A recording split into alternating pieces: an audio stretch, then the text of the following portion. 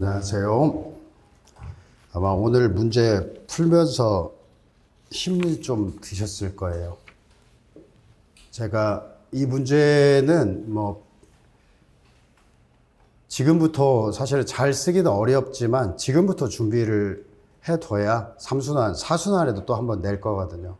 그래서 최신 판례로서 또 중요도도 있고 그 다음에 이 중요도가 있는 것들을 잘 쓰기도 어렵거든요. 근데 여러분들이 요약 답안을 중심으로 일단은 답안을 쓴다라고 생각을 하시면 됩니다. 그래서 갑이 문제 자체는 A에 대해서 이제 강간과 성착취물, 갑이 A에 대해서 강간, 성착취물 제작인데 참고로 여러분 A와 관련해 가지고 A가 17세로 보였는데 아청법이 개정이 돼 가지고 이제는 그냥 만 19세로 똑같이 한 걸로 그건 아시죠?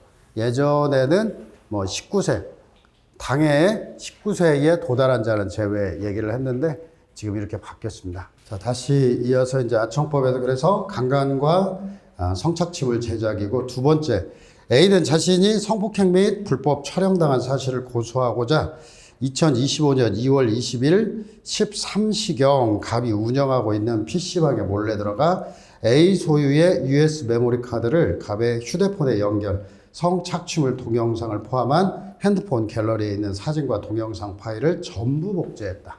이제 갑이 이렇게 되니까 A가 이제 갑 운영 PC방에 몰래 들어가서 사실 이제 요것도 일부러 잡은 거예요. 우리 주거침입과 관련해서 외형적, 객관적 기준. 사실 누구나 들어갈 수 있는 장소, 일반 공중이 들어갈 수 있는 장소에서 평온한 방법으로 들어갔다. 그래서 일반 공중이 들어갈 수 있는 곳.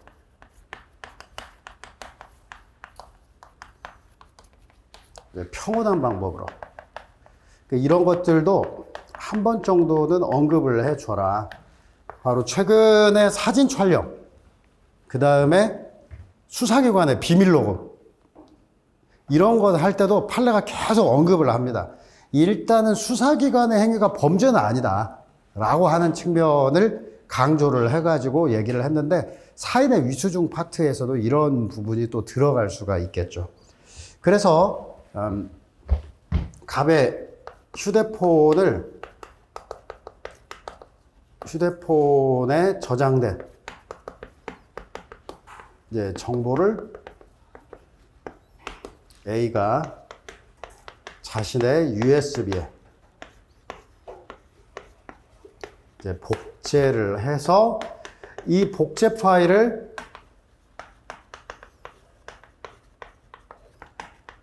첨부해가지고 복제 파일 이제 이 USB를 이제 이미 제출한 거죠.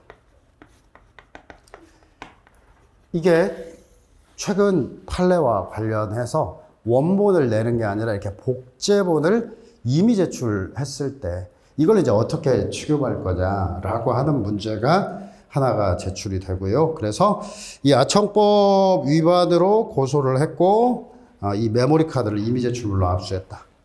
자, 그 다음에 세 번째가 P는 3월 2일 13시경 메모리 카드를 탐색하겠다고 A에게 통지를 했다. 이제 3월 12일 이제 탐색하겠다고 이제 A에게 통지를 하고, 이제 A가 차별해서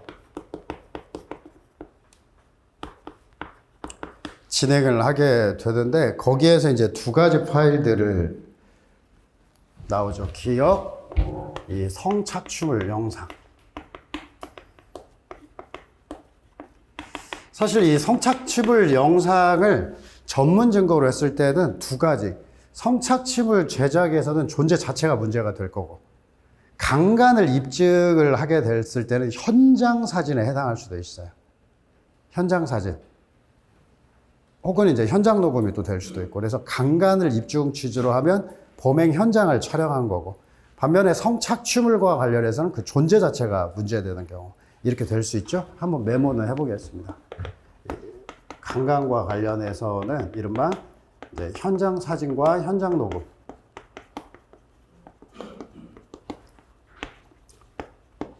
그 다음에 성착취물 제작에서는 비진술 증거의 대체물인 사진,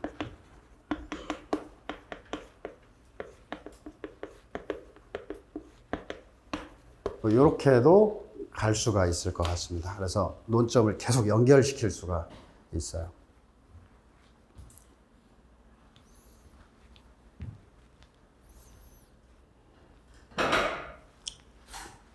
그리고 이제 기억 성착취물 영상하고 니은 어떤 불법 촬영,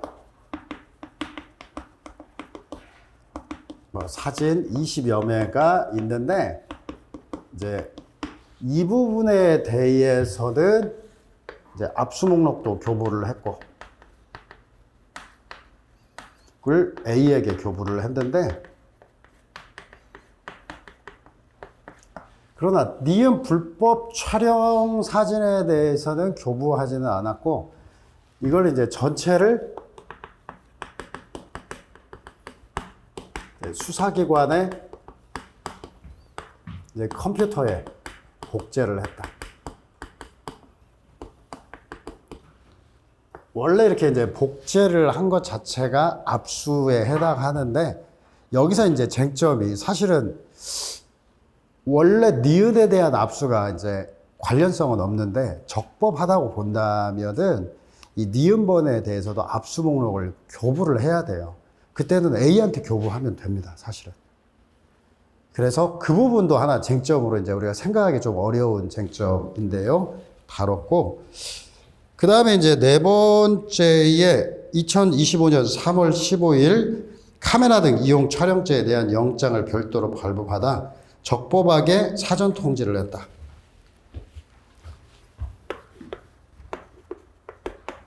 (3월 15일에) 이제 압수수색 영장을 받아가지고 통지를 하고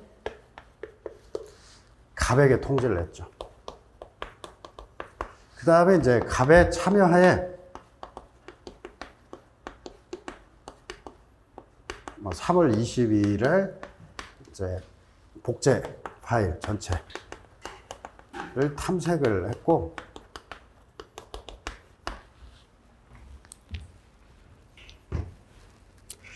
그래서 여기에서 이제 나온 것은 니은 사진 20여 매를 출력, 압수 목록을 교부했다. 네, 사진 20여 매를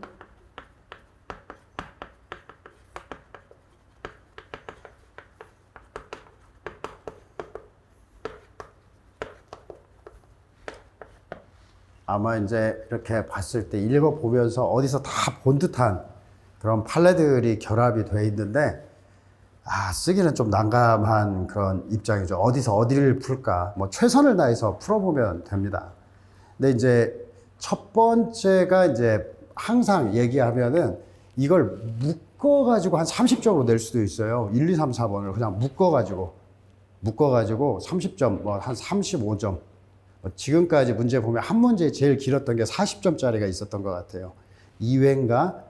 바로 가불병정 4명 놔두고 대화, 증거 능력을 인정해라 물어봤다. 3명인가 해가지고 40점 물어본 적이 한 번 있었던 것 같아요.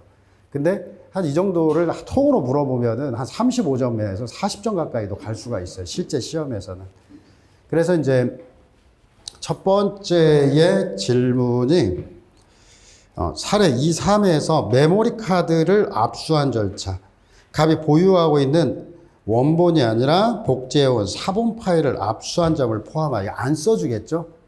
이제 여러분들 실전 시험에서는 안 써줄 거예요. 근데 제가 조금 실수하지 말라는 취지에서 써드린 거예요. 그래서 일단은 자체가 일단 USB에 이미 제출이 하나가 있고, 이게 이제 복제본을 이미 제출했다. 그 다음에 이제 USB 파일에서 A 참여하에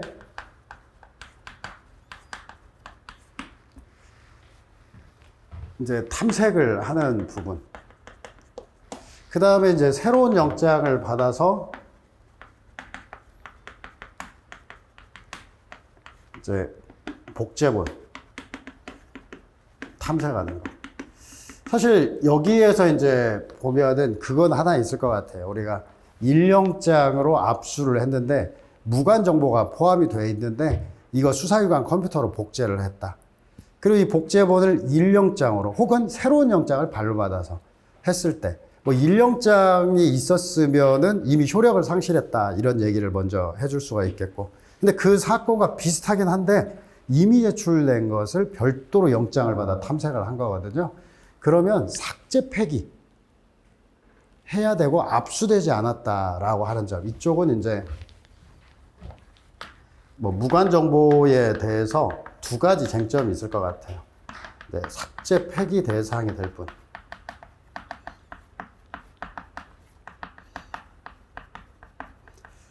이건 압수가 안 됐고, 그 다음 또 하나가 이런 무관 정보에 대해서 이렇게 새로운 영장 받아도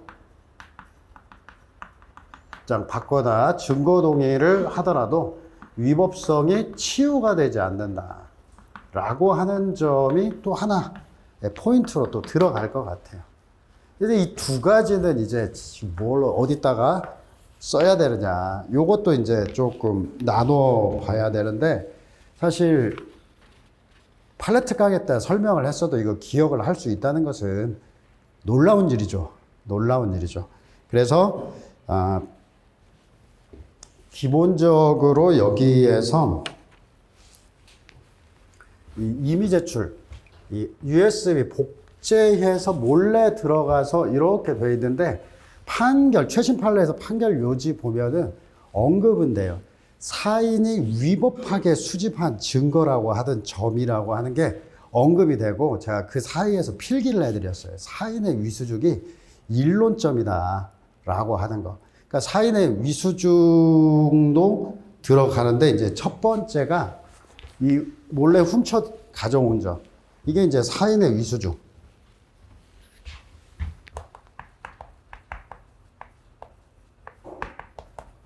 라고 하는 거.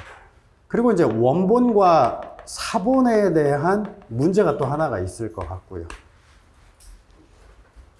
사실 그 다음 이미 제출이라고 하는 것과 관련해서 이 당시 이제 문제가 됐던 것은, 사실 이미 제출을 하고 원래는 원본 참여자의 탐색이 2번으로 가는 게 또 사실은 적절할 것도 같기도 해요. 근데 판례가 여기서 묶어놨어요. 이렇게 이미 제출하는 것도 압수하는 절차니까 당사자의 참여가 필요한데, 이런 경우에 있어서 이 원본의 소유자의 참여라고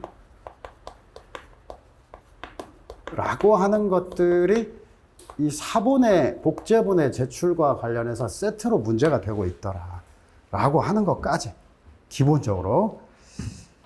자, 그 다음에 이제 두 번째의 문제를 한번 보면은, 성명불상자 사진을 컴퓨터로 복제한 것을 물어봤어요. 여기에서 아니 거기가 아니고 이 부분을 수사기관의 컴퓨터에 복제한 부분에 대해서 살펴봤다 이거죠. 그러면 이 부분은 어떻게 쓸 거냐? 기본적으로 우리가 핸드폰들을 이미 제출을 하면 이미 제출에 적법해도 이미 제출에 효력이 미치는 범위까지 나온다 이거죠.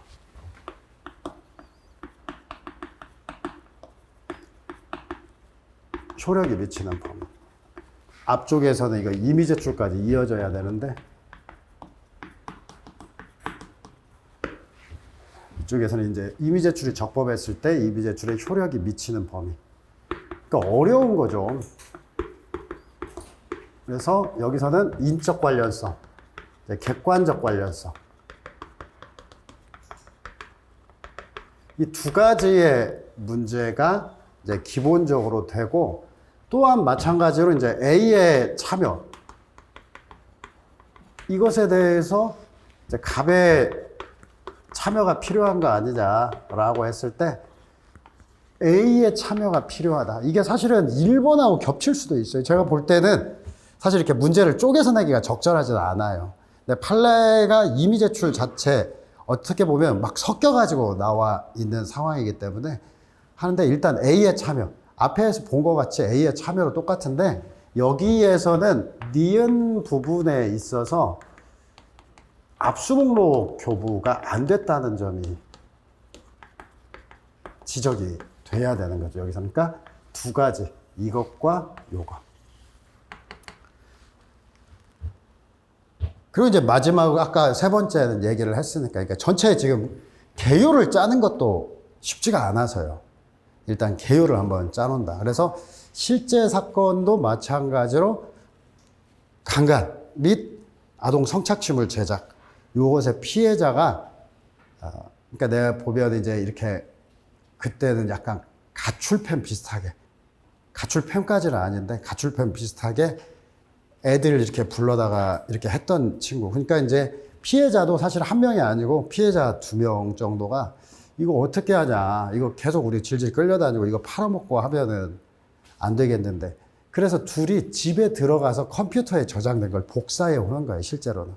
컴퓨터에 저장된 것을 복사했다가 수사기관에 고소를 했을 때, 물론 이제 거기서는 이제 무관정보 부분이 없었죠. 무관정보 부분이 없고, 그냥 이렇게 끼어들어 있는 거죠. 그냥 이거 하나만 물어본 거예요. 기억, 성착취물 동영상에 대한 것만 실제 사안에서 나왔고, 그 사안에서 나온 게 사인의 이수중, 이미 제출, 이 참여자, 그 다음에 뭐 인적 관련성 그 사안에 아예 문제가 없었던 거죠.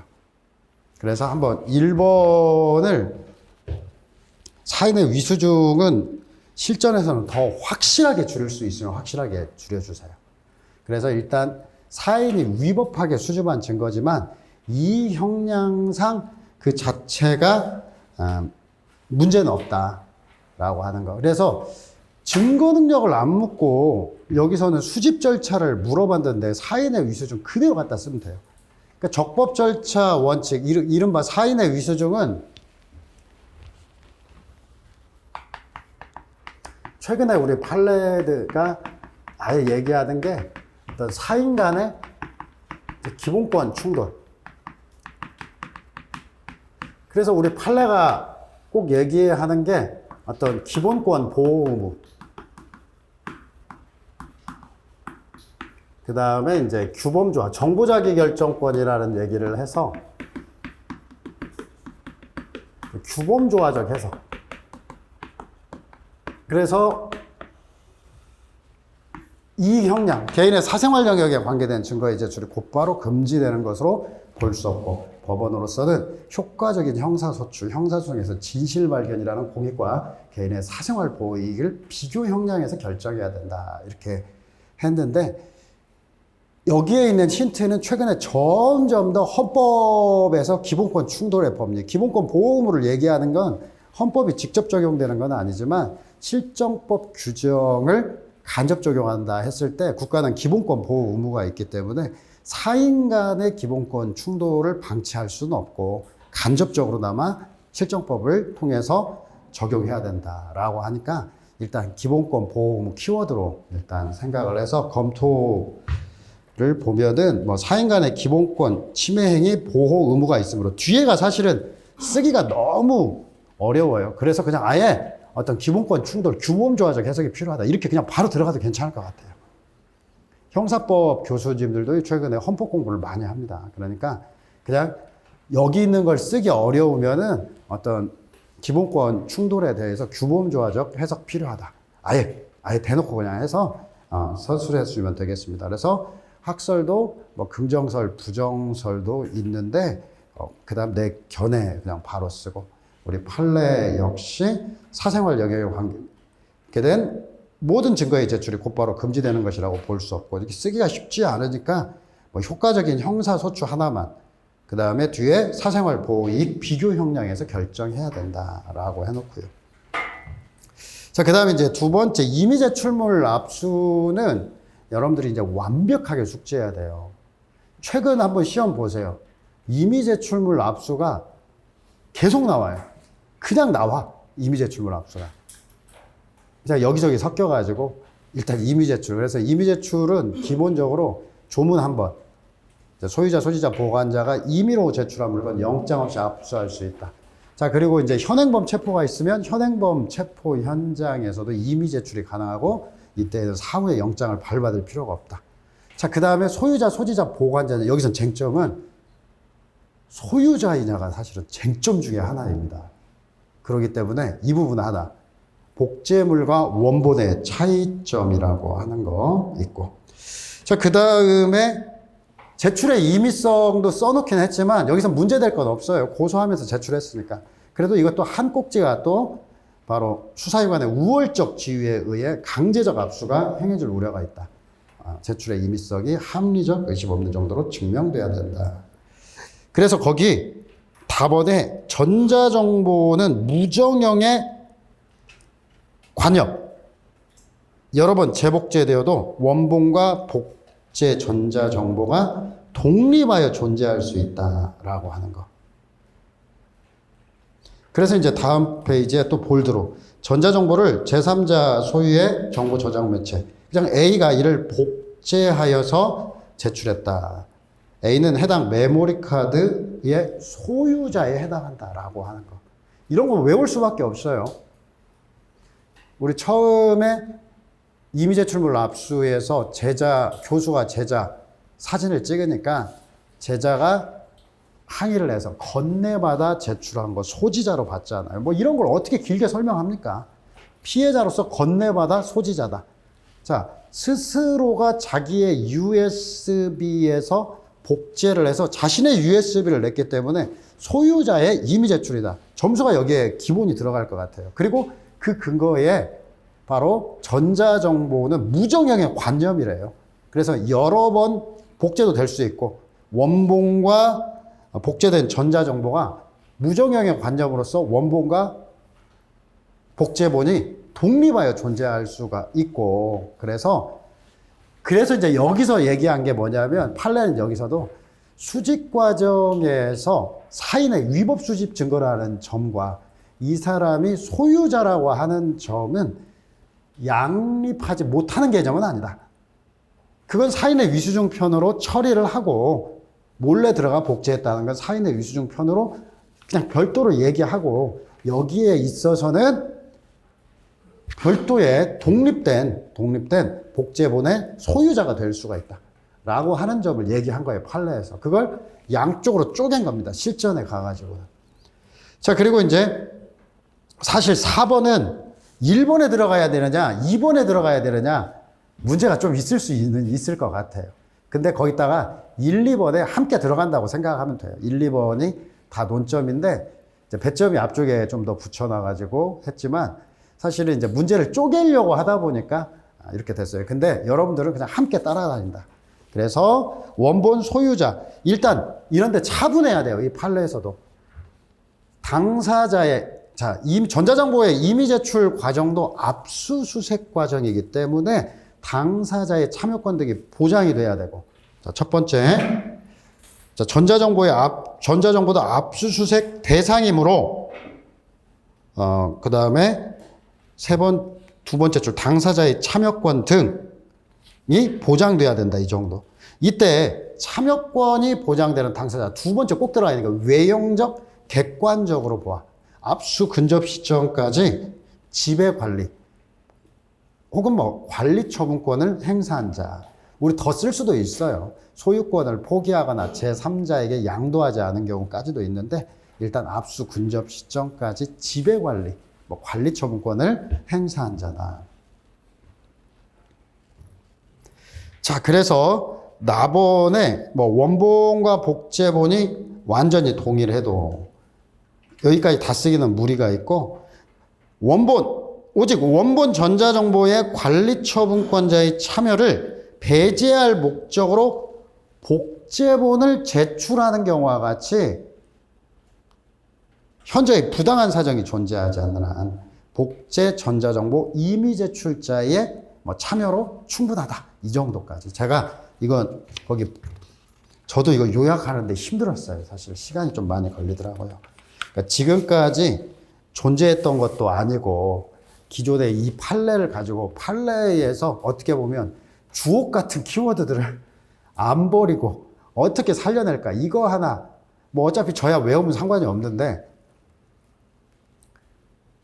저는 이것만 외우면 되지만 여러분들은 외울 게 한두 가지가 아니잖아요.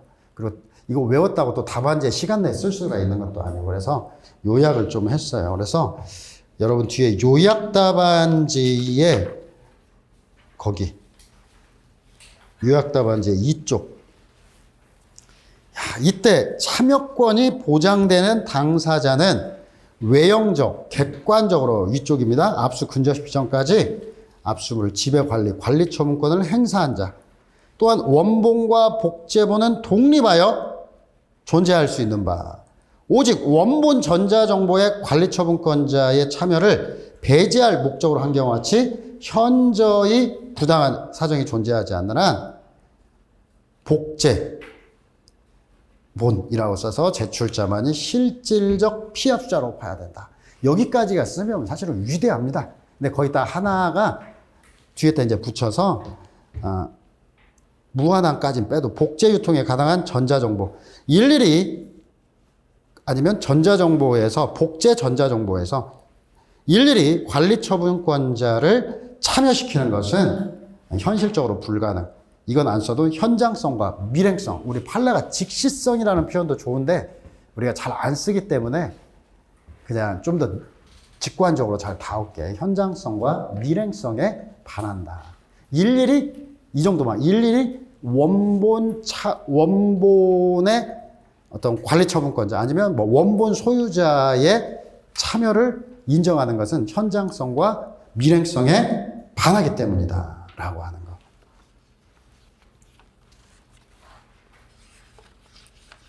그래서 다시 이제 돌아와서 이제 사안의 해결과 해서 첫 번째는 사인의 유수증 빼먹기 쉽다 이거예요. 절취했다. 우리가 지금까지 웬만하면은 쇠파이프 임의 제출 사건 남의 거 냈는데도 사인의 위수증 안 하고 그냥 임의 제출만 했어요. 소유자, 소지자, 보관자에 해당하느냐 아니냐. 근데 임의 제출하면 임의 제출에 웬만한 게 사인의 위법 수준, 그러니까 제출 과정의 문제 안에 포섭이 다 됐었거든요. 근데 얘는 거기에 포섭이 안 돼. 이 포섭이 안 되는 것도 판례도 고민을 많이 했을 거예요. 그냥 이 사람이 소유자, 소지자, 보관자냐 아니냐. 근데 이런 복제본으로 제출하는 것은 충분히 예상할 수 있거든요. 특히나 성착취물 뭐 이런 것들은 어떻게 보면은 피의자에게 압수할 경우에서도 원본 소유자 누가 찍었지? 누가 제작했지? 찾으려면 끝이 없거든요. 그래서 판례도 생각을 한 게 원본과 복제본의 별도의 관리처분권을 인정해버렸다. 근데 이게 어떻게 보면 증거로 내기 위해서 이렇게 복제해서 낸 것은 조금 더 다른 개념이에요. 그러니까 자연스럽게 유통이 됐다. 자연스러우면 좀 이상하긴 하지만 계속 유통이 됐던 것과 달리 증거를 이렇게 복제한 것. 근데 여기서 말 잘못하면은 일반적으로 유통된 것도 이상해져 버린단 말이에요. 그래서 통일적인 기준을 설정하기 위해서 원본과 복제본의 관리처분권을 완전히 달리 봐버립니다. 그래서 이제 기본적으로 사인의 유수증 이렇게 몰래 해왔다. 근데 몰래 하지 않으면 사인의 유수증 할 필요가 없고요. 근데 내가 회사 직원으로서 회사의 것들을 원래 복제할 수 있었다. 그럼 그게 빠질 수도 있겠죠. 그러니까 원본과 복제본이라고 하는 것은 별도로 존재한다. 그래서 무정형의 관념이라는 그런 표현을 썼어요. 그래서 무정형의 관념. 원본과 복제본은 독립하여 존재가 가능하다. 그래서 이걸 복제를 해서 자기의 USB에 복제를 했다. 그러면 이 복제본도 USB의 소유자가 복제본의 소유자라고 말하기는 쉽지가 않아요. 근데 USB의 소유자로서 외형적 객관적으로 관리처분권자에 해당한다라고 하는 거예요. 자, 그리고 이걸 제출했으면 그럼 과연 원본의 소유자가 이런 임의 제출도 압수 과정이니까 당사자 등의 참여권 등이 보장이 돼야 되는데. 그러니까 판례가 얘기를 한 게 그거예요. 임의 제출도 압수수색이니까 당사자 참여권이 보장돼야 된다. 사실은 이제 섞어가지고 탐색 과정까지 이렇게 섞어서 쓴 말인데 그 표현을 쫙 읽어보면은 임의 제출도 압수 과정이니까 당사자 참여권이 보장되는 게 원칙인데 다만 이게 이제 2번으로 가는 게 더 적절할 수도 있겠다. 근데 이때 참여권을 인정받는 당사자는 외형적, 객관적 기준으로 판단을 해야 되고 그래서 압수 근접 시점까지 지배관리, 관리처분권을 행사한 자 그리고 만약을 위해서 제3자에게 소유권을 포기하거나 제3자에게 양도한 경우가 아니다. 이건 임의 제출하면서 준비를 해야 되는 거니까요. 그리고 이제 그래서 또한 이제 하나 더 붙이니까 이제 어떤 복제본을 임의 제출했을 때 바로 원본의 관리 처분권자의 참여를 배제할 목적으로 행한 것과 같은 특별한 사정이 없는 이상 원본의 관리 처분권자는 어떤 참여권자가 아니다라고 하는 거. 왜냐? 바로 그냥 뒤에 붙여가지고 현장성과 밀행성. 그 다음에 일일이 참여시키는 게 현저히 불가능할 뿐 아니라 현장성, 즉시성에도 반하기 때문이다 라고 하고. 자, 그 다음에 이제 설문 2번은 이건 오히려 조금 쓸만한 것 같아요. 아닌가요? 네. 압수의 효력. 임의 제출이 일단 이제 적법하다. 그러면 이제 얘기가 되죠. 임의 제출이 적법하다. 그러면 그 압수의 효력인 어디까지 미치느냐. 모든 전자정보에 미친다고 볼 수 없다. 원래는 이제 피의자가 임의 제출하는 경우와 같이 임의 제출자의 의사를 쉽게 확인할 수 있는 경우, 의사를 확인하지 않았거나, 그 다음 이쪽에서는 바로 제3자가, 피해자 등 제3자가 임의 제출한 경우에는 임의 제출의 계기가 된 혐의와 관련된 것에 한정이 되고, 그리고 이때 그 혐의와의 관련성, 인적 관련성과 객관적 관련성, 인적 관련성은 쉬워요. 그래서, 근데 기준이 본인이에요. 피혐의자 본인을 기준이 제출 피해자들이 아니라 그러니까 혐의자가 촬영한 거, 혐의자가 성착취물 제작, 또 그다음에 카메라 등 이용 촬영. 그리고 제가 여기서 조문을 이렇게 내놓은 이유는 어차피 수록은 돼 있잖아요. 근데 여러분들이 여기서 한번 인식을 하라는 거예요. 일반 촬영한 거, 카메라 등 이용 촬영죄는 기본적으로 성폭법에서 규정이 돼 있고, 그 다음에 어떤 아동 청소년에 대해서 성착취물 제작이라고 이렇게 아예 얘기를 했으니까요. 그래서 이런 부분은 별도로 아청법에 규정이 되어 있다. 이게 이제 사실은 이걸 정확히 이렇게 보여준 게 이것까지 이제 혼동되면 개판됩니다. 야, 강의 취소해. 짜증나가지고 글을 제대로 쓸 수가 없어요. 이런 정도까지 빠지는 걸 막기 위해서 이제 이건 제가 구분은 좀 해드린 거예요. 그리고 좀 알아두시라는 측면도 있고요. 그래서 이제 두 번째로 객관적 관련성 우리가 외워야죠. 이제 무조건 안 나올 수가 없습니다. 선택 사례 기록. 선택형이야 대충 맞추면 되겠지만. 그래서 이제 혐의 사실 자체,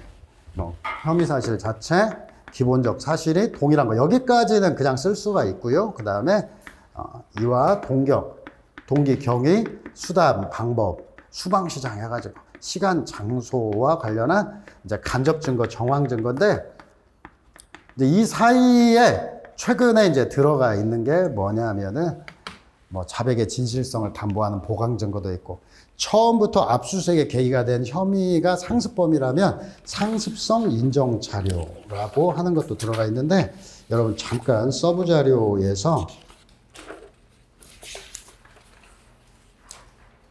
7페이지에 좀 정리를 해놨어요. 그래서 전자기록의 압수에 대한 것을 정리를 해놨으니까 최소한 여기에 있는 것들은 좀 외워두셔야 되겠다라고 생각을 하고요. 전자기록의 압수가 여러 가지 방법이 있는데 이렇게 가든 저렇게 가든 결국은 만나요. 결국은 만나니까 혐의와의 관련성으로 이어진다.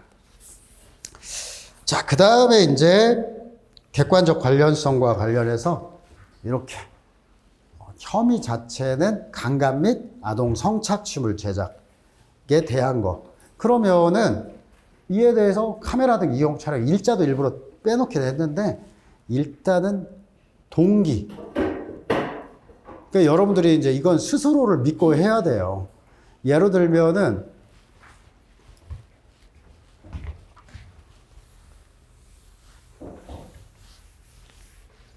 뭐 통신매체 이용 음란. 원래 리딩 케이스가 이제 아동 청소년에 대해서 어떤 의제 감각 이 두 가지가 관련성이 있는 것도 있고 없는 것도 있어요. 근데 자 의제 강간 그 다음에 뭐 간음 유인 이제 지금은 뭐 성매수 유인 이런 사안들까지 이어지는 거 랜덤 채팅을 이용해서 음란한 대화를 해서 유인을 하고 만나가지고 성매수할 것 같이 하면서 의제 강간하고 끝내버린 거. 뭐 이런 식의 사지명 관련성이 있겠죠. 근데 그런 사실관계가 아예 바탕이 되지 않았는데 통신매체 이용 음란과 뭐 미성년자에 대한 강간 별건에 해당한다라고 본 것도 있어요. 또 통신매체 이용 음란도 아까 원래 리딩 케이스에서 피해자가 A, 그러니까 의제 강간의 피해자가 A인데 실제 통신매체 이용 음란은 B, C, D 뭐 이렇게 나와 있어도 다 관련성, 동기경이 어떤 수단 방법에 해당한다라고 하는 거예요. 그래서 맞춰봐야 된다. 그래서 카메라 등 이용 촬영과 이 사안은 어떤 동기나 경위, 그 다음에 수단 방법, 시간, 장소 등에 해당하지 않는다. 관련성이 없다로 처리를 했고요. 인적 관련성은 있습니다. 요걸 실수하시는 분들이 많으니까 인적 관련성은 가배 범죄라는 점에서 인정이 된다라고 하는 거. 그래서 동그라미 4번에 A가 메모리 카드를 제출하게 된 혐의, 4번의 혐의, 갑의 A에 대한 강간 및 성착취 동영상 제작 범죄 사실. 그런데 니은 촬영 사실들은 자, 비록 체크해서 갑의 범죄 사실에 대한 것이긴 하나 인적 관련성을 인정해요. 제가 답안지를 계속 보면은 이걸 부정하시는 분들이 꽤 됩니다. 이게 착각하는 거죠. 잠깐 착각하는 거죠. 그리고 당사자 참여권 기타에서 원래 2번만 물어봤으면은 원본 소유자의 참여권이 반드시 들어가야 됩니다. 2번만 물어봤으면 그 비중이 커집니다. 그럼 또 얘기도 길어지기 시작할 거죠. 근데 여기서는 이제 압수 목록에 미교부라고 하는 거. 일단은 복제를 한 걸로 압수가 종료됐든 어쨌든 압수 목록을 교부하지 않았다는 점에서 문제가 된다라고 하는 점. 자, 그 다음 이제 설문 3번은 바로 새로운 영장을 받아서 한다. 여러분 이제 논점을 여기다 조금만.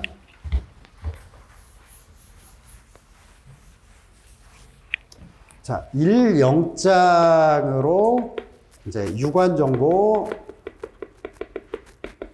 압수하고 이제 무관 정보를 포함해서 전체를 수사기관 컴퓨터에 복제. 이 사안에서는 논점이 두 가지예요. 유관 정보를 압수하고 이렇게 복제한 사안에서 1영장으로 추가 탐색. 그 다음에 새로운 영장으로 추가 탐색. 이렇게 이제 두 가지를 별도로 물어볼 수가 있어요. 그러면 1영장과 관련해서는 유효기간 내라든지 유효기간이 지나도 마찬가지예요. 여기는 이제 유효기간, 우리가 통상 이제 재차 집행이 가능하냐.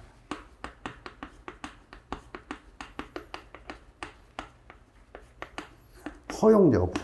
왜 이렇게 유효기간 내라고 하냐. 유효기간 지나도.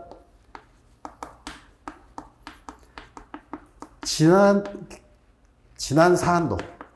왜 이걸 얘기하냐면 유효기간 내에 영장 집행에 착수하면 영장 집행이 계속되면은 유효기간이 경과하고서라도 계속 탐생은 할 수가 있으니까 이걸 감안을 해서 판례는 아예 설령 유효기간이 남아있다 하더라도 일단 영장을 집행하고 압수수색이 종료되면 영장은 효력을 상실하고 동일 장소, 동일 목적물에 대해 설령 유효기간이 남아있다 하더라도 새로운 영장을 발부받아 압수수색을 해야 되지 재차 집행할 수 없다.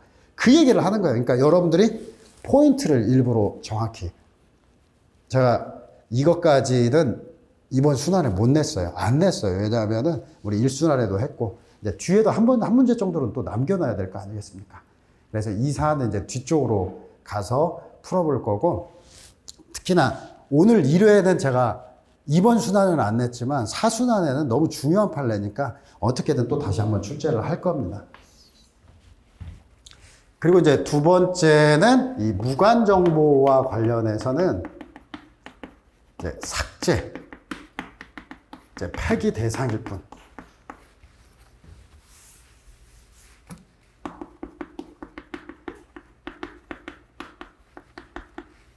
압수되었다고 볼 수 없다.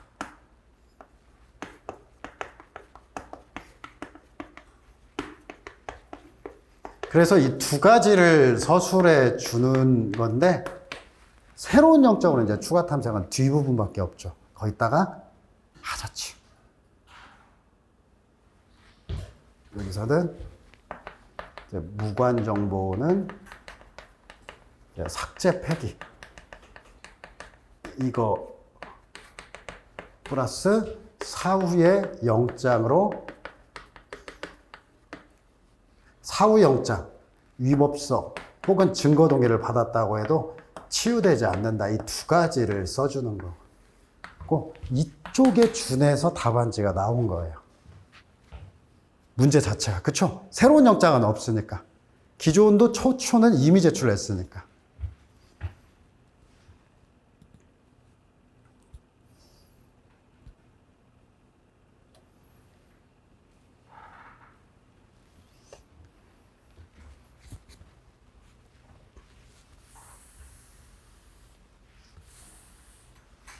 이렇게 이제 완전히 구분되는 거. 이것 이외에 유류물도 사실은 정리를 해야 되는데 막 내고 싶은 게 너무 많은 건데 다 낼 수가 없어. 진도가 있어가지고. 유류물도 근데 앞에서 언급은 했었죠. 그래서 유류물의 개념 같은 것도 너무 중요한 판례예요. 2025년에서 대표 판례 중에 하나다. 왜냐하면 지금까지 유류물에 대해서 한 번도 얘기한 적이 없어요. 그래서 이 유류물과 이미 제출물 압수도 이 서브 자료 8페이지가 아니고 10페이지에 좀 정리를 해놨는데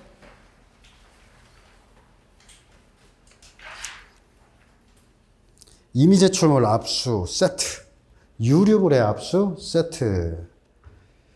그래서 유류물 압수에서 2번은 빼버리고 이제 3번 소유권이나 관리 처분권이 존재하지 않았거나 존재했지만 적법하게 포기된 물건뿐 아니라 분실물도 유류물이 아님을 수사에 알거나 알 수 있었던 경우가 아니면 유류물로 취급할 수가 있고 유류물에 있어서는 제출자를 상정할 수가 없고 또한 압수 근저 시점까지 관리 처분권자가 존재한다고 볼 수 없어서 혐의와의 관련성에 대한 제한도 없고 그 다음에 당사자 참여 없어도 적법하다. 그래서 유류물은 1, 3, 4, 5번을 그냥 외워두면은 이건 엄청난 차이가 있어요. 실제 이 키워드 하나당 점수 딱 1점씩 그냥 붙는다고 생각하는 거예요. 막 내고 싶은 게 너무 많아가지고 야, 이 판례들 그렇죠? 제가 약간 사이코처럼 으악 뭘 낼까 이렇게 해서 고민하다가 이 문제에다가 판례 몇 개를 좀 섞은 거예요. 그러니까 분명히 힘드실 거라는 것은 생각은 했지만 그래도 너무나 하고 싶은 거 있잖아요. 이렇게 해서 이 문제를 전설과 같은 문제로 좀 남기고 싶다. 이번 순환의 전설로요. 사람들 힘들긴 하겠지만 반복해서 봐야 되니까. 그래서 답안지 쓰는 거 저도 힘들었어요. 자, 그리고 이제 설문 그래서 뭐 해설로 보면은 4페이지 다시 해설로 돌아와서 설문 3번 이미 제출물 압수와 무관 정보의 임의적인 처리와 관련해서 뭐 가번도 똑같이 다 연결되는 거예요. 그래서 니은 파일은 무관 정보로서 압수되었다고 볼 수가 없고, 나번 수사기관은 복제본에 담긴 정보를 탐색 혐의와 관련된 정보를 선별 출력하였다. 다른 저장 매체로 저장하는 등 압수를 완료하면 이렇게 선별 출력, 그러니까 여기는 일부 복제 출력이라고 쓰면 돼요. 일부 복제 출력해서 압수를 종료하면 혐의와 관련 없는, 자, 무관 정보는 삭제, 폐기. 바로 새로운, 이건 이제 추가한 거예요. 새로운 범죄 수사를 위해서 무관 정보가 남아있는 복제본을 열람하는 것은 압수영장으로 압수되지 않은 전자정보를 수색하는 것이나 다름없다. 결과적으로 따라서는 가로쳐가지고 더 이상 탐색, 복제, 출력의 대상이 될 수 없고, 수사기관이 새로운 범죄 혐의를 수사를 위해 필요하면 유관 정보를 출력한, 그러니까 기존의 유관 정보와 관련돼서 혹시나 다른 게 좀 섞여 있을 수 있으면 그것만 보아야지 다른 것은 봐서는 안 된다라는 얘기를 했고요. 그 다음에 이제 새로운 영장으로 압수한 점 두 가지를 봤어요. 그래서 첫 번째, 삭제 폐기 대상이 될 뿐 압수되지 않은 전자정보를 대상으로 한 것은로서 위법하고, 한 걸음 더 나아가 이렇게 압수 대상이 되는 전자정보를 넘어서 영장 없이 압수 취득한 것은 위법, 사후에 영장을 발부받았거나 증거로 동의해도 위법성이 치유되지 않는다라고 하는 거예요. 여러분, 제가 사실은 성폭력 처벌법이 수록돼 있어요. 법전에. 아동 청소년 성보호법은요. 수록돼 있죠. 이게 변시 초기에는 아청법이 수록돼 있고 성폭법이 수록 안 돼 있었거든요. 그러다가 몇 년 지나가지고 또 반대로 수록을 했어요. 그러니까 그에 시험 낼 걸 생각해가지고 수록해가지고, 제가 지금도 변시 초기에 법을 병기를 안 했는데 자꾸 반대께 나오는 거예요. 그래서 내가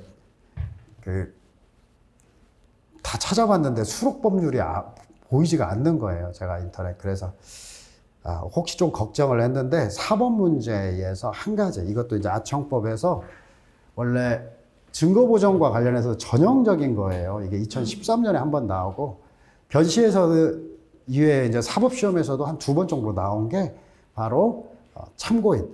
이 참고인의 진술을 확보할 수단. 피의자에게는 증거보전이 있고, 검사에게는 증거보전 이외에 증인신문이 기본적인 방법인데, 문제 자체가 사경 단계부터 들어가요. 그러면 사경 단계에서도 성폭력 처벌법에 한정해가지고, 성폭력 처벌법이라고도 보기도 어렵고, 성폭력 피해자의 경우에 있어서는 증거보전의 일환으로 기본적으로 증인신문을 청구할 수 있는 특례가 있습니다. 그래서 거기에다가 이제 이 부분. 왜냐하면은 아청법이 적용돼도 아청법에는 별도 규정이 없거든요.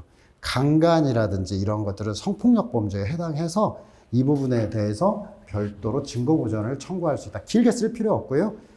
사경도 검사에게 증거보전, 성폭력 범죄의 경우 증거보전을 청구를 신청할 수 있고, 예전에는 이에 응하도록 해놨거든요. 의무적인 형태를, 특단의 사정이 없는 한 응하도록 했는데, 지금은 꼭 응하여야 한다는 건 아니고, 타당하다고 인정하면 청구할 수 있다. 이제 이게 아무튼 그렇습니다. 그래서 이제 좀 검사의 역할을 좀 풀어놓게 좀 입법이 살짝 개정돼 있었죠. 그리고 이제 꼭 써야 될 것들은 계속 강조하는데,